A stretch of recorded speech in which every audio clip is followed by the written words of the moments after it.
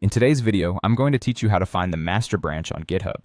Whether you're collaborating on a project or simply navigating your way around a new repository, identifying the main line of development is crucial. Let's walk through this process together, step by step, ensuring you can confidently locate the master branch or its modern counterpart, main.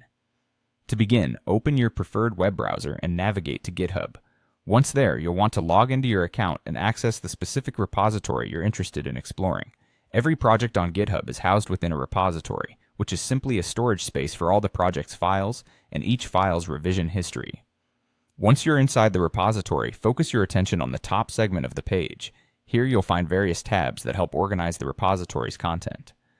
Now we're heading over to the Code tab. This is where you will find a list of the files contained within the repository, serving as the backbone of the project itself. Right above this list of files, you should notice a drop-down menu. This button will have a label that's usually the name of a branch like main or master, or perhaps another name if the repository has customized their branch names. This is a very helpful feature on GitHub as it lets you seamlessly switch between branches and see how different lines of development are progressing. Go ahead and click the drop-down. A neat list should expand, revealing the available branches within this repository. Now, GitHub uses a small default branch indicator, often represented by a text or an icon, next to one of the branch names. This indicator tells you precisely which branch is set as the main line of development. This is generally where the latest stable version of the project lives, and it's often the branch that others base their own work against. Now, why are some branches labeled main and others master?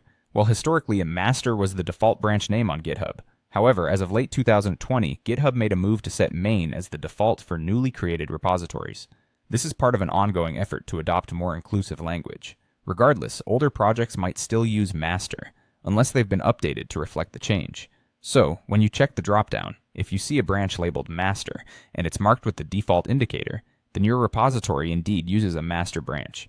However, if you see main with that indicator instead, it means the repository has adopted the more recent practice of using main as its default branch name.